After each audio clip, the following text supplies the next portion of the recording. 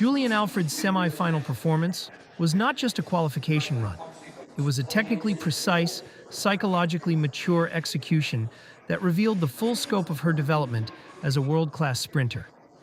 What stood out most was not simply the 11.03 result, but how efficiently every phase of the race was managed under pressure, especially considering the context of her recent disqualification at the World Championships.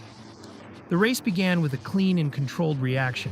Alfred did not produce the most explosive first step in the field, but her block clearance was mechanically sound. Low projection angle, strong push through both legs, and immediate transition into a stable drive phase. This is critical. Many sprinters under pressure tend to overcommit in the first 10 meters, sacrificing posture and rhythm. Alfred avoided that entirely. Her first 20 meters were about positioning, not dominance. Between 20 and 40 meters, the separation began. This is where her race model becomes particularly dangerous.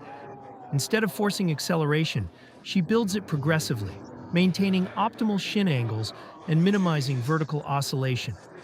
Her stride frequency increases naturally without visible tension. In contrast, athletes like Grace Nwokocha showed slightly higher early cadence, but less efficient force application, which limited their transition into maximum velocity. At approximately 40 to 50 meters, Alfred executed one of the cleanest transitions in the field. This phase, often the most technically demanding, is where races are either won or compromised. She rose gradually without abrupt changes in posture, allowing her to carry horizontal velocity into her upright sprinting mechanics. There was no visible pop-up, no loss of momentum. Her center of mass remained stable, and her ground contact time stayed short and consistent. Once upright, Alfred's top-end mechanics became decisive. Her stride length opened significantly, but more importantly, it remained synchronized with her cadence. This balance is what separates elite sprinters from good ones. Overstriding is a common issue at this level, especially under pressure. Alfred avoided it completely. Her foot strikes landed directly under her hips, ensuring efficient force transfer and minimal braking. Her arm action was another key factor. Compact, linear, and well-timed, it contributed to overall rhythm, rather than acting as a compensatory mechanism. In high-stakes races, athletes often tighten their upper body, which disrupts coordination. Alfred, however, maintained visible relaxation through her shoulders and face, a sign of both confidence and neuromuscular efficiency. The final 30 meters confirmed her superiority in this heat.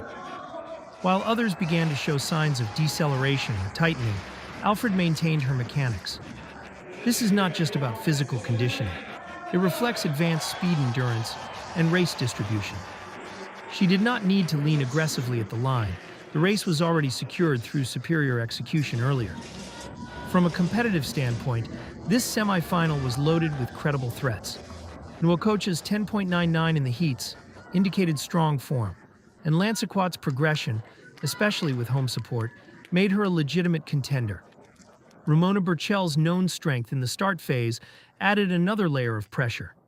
Yet Alfred neutralized all of these variables by controlling the race rather than reacting to it. The psychological dimension cannot be overlooked. Coming off a disqualification, many sprinters either become overly cautious or overly aggressive. Alfred found the optimal balance. Her race showed no hesitation, but also no desperation. This suggests a high level of mental recalibration, the ability to compartmentalize failure and return to a process-driven approach. Her season best of 10.81 already placed her among the global elite, but this performance adds a different layer: consistency under pressure. Raw times can indicate potential, but championship racing demands repeatability and composure. Alfred demonstrated both. Technically, she now presents a complete profile: efficient acceleration, seamless transition, stable maximum velocity mechanics, and controlled deceleration. There are no obvious weaknesses in her race model. This makes her particularly dangerous in rounds-based competitions, where the ability to reproduce high-level execution multiple times is crucial.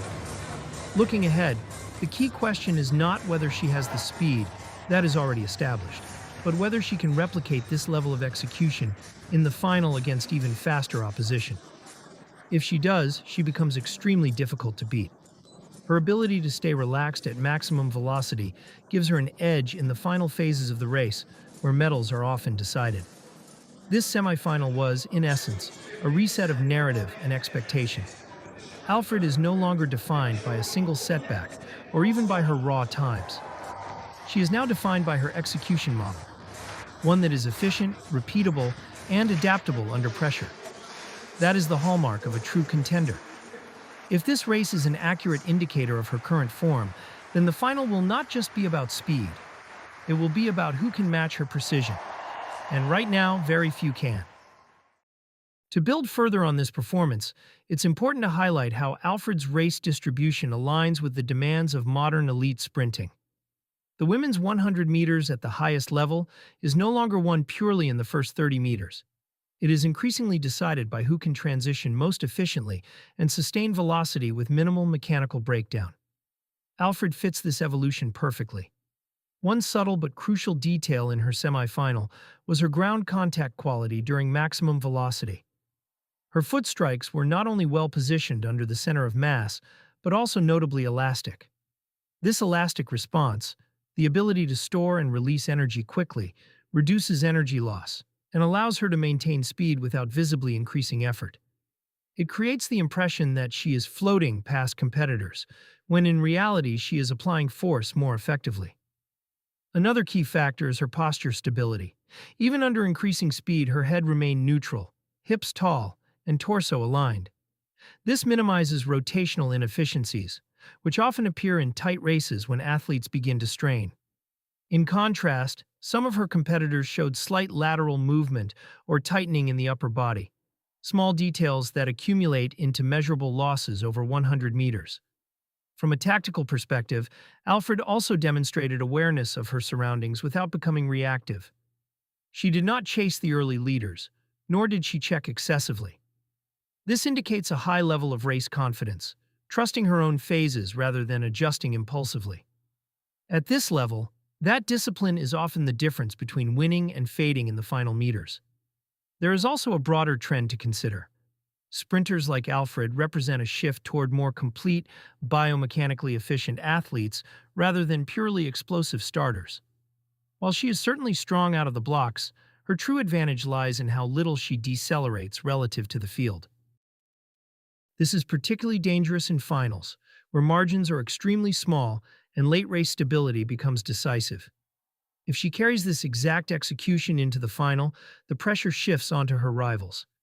They will need not only fast starts, but near-perfect transitions and relaxation under maximal speed, a combination that is difficult to reproduce consistently.